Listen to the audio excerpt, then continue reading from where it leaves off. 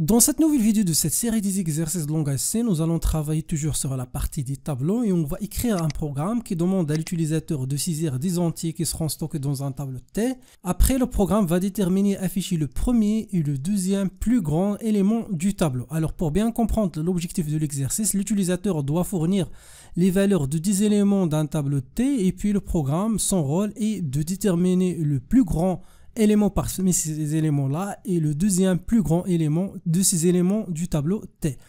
Alors, je vous donne un exemple d'exécution de ce programme-là. Lorsque l'utilisateur entre ces valeurs-là, bien sûr, dans ce cas-là, la valeur la plus grande, c'est 20 et la deuxième plus grande valeur, c'est 11. Alors, le programme doit afficher les deux valeurs suivantes. Alors, c'est ça l'objectif de l'exercice. Avant de passer à la solution, je vous donne la méthode qu'on va suivre. Alors, d'abord, l'utilisateur, bien sûr, doit remplir le tableau T. On suppose qu'il a saisi ces valeurs-là.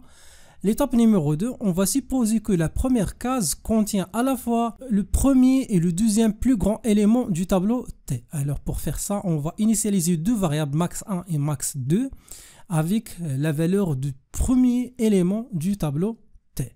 Voilà. Après l'étape suivante, on va comparer le contenu des autres cases avec max1 et max2.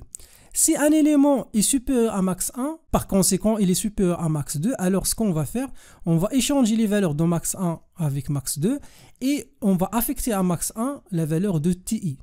Si un élément est supérieur uniquement à max2 mais inférieur à max1, on va uniquement changer la valeur du deuxième plus grand élément du tableau T avec cette valeur, la valeur de TE. Alors, je vous donne les deux conditions qu'on va mettre.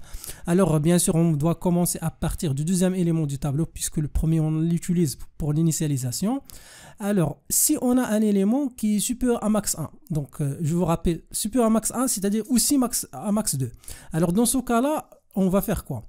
On va mettre la valeur de max1 dans max2, puisque cette valeur deviendra le deuxième plus grand élément du tableau.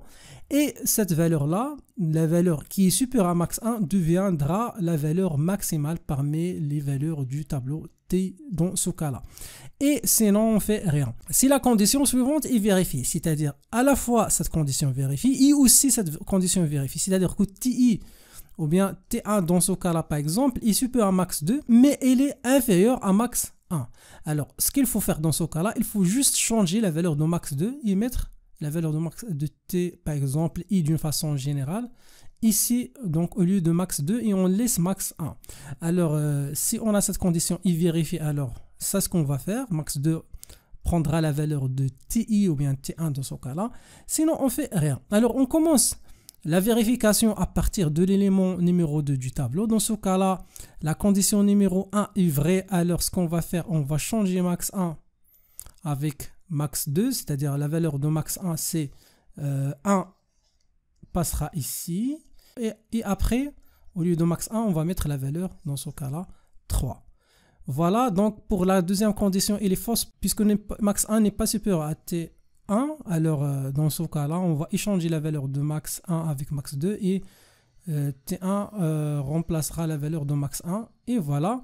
Maintenant, nous passons à l'élément suivant, moins 4. Est-ce que moins 4 est supérieur à max 1? Dans ce cas-là, est-ce que moins 4 est supérieur à 3? Non. Alors, on ne fait rien. La même chose, cette condition est fausse. Alors, dans les deux conditions, ou bien les deux conditions sont fausses.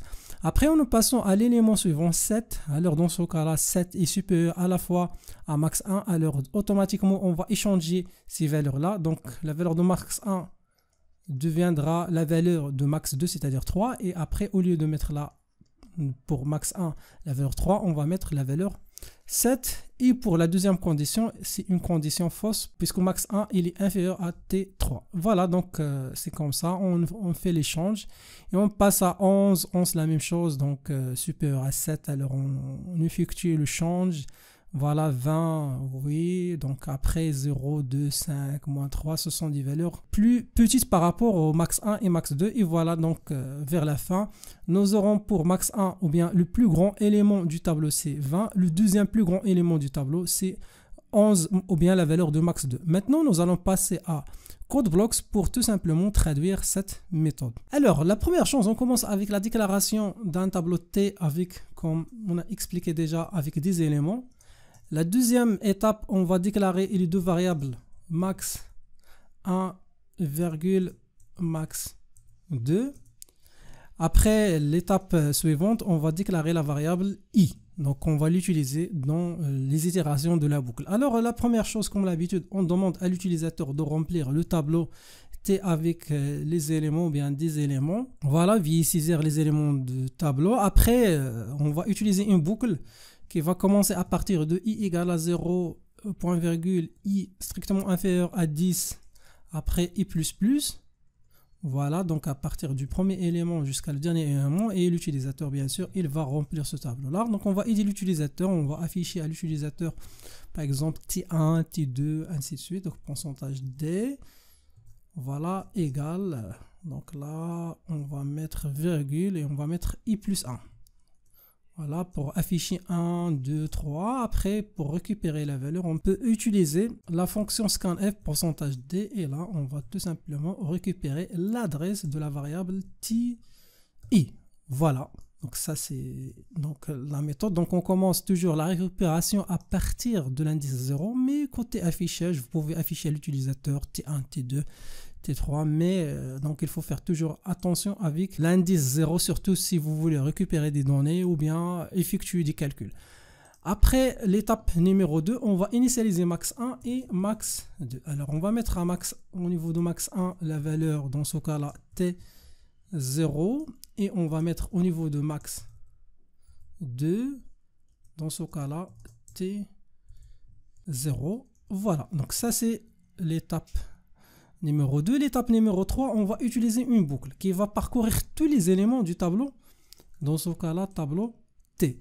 Alors, dans ce cas-là, on va vérifier deux conditions. Donc, la première condition, si on a la valeur d'un élément, donc là, on peut commencer à partir de 1. Donc, il ne faut pas oublier ça. Donc, puisque T0 est déjà utilisé pour l'initialisation de max 1 et max 2.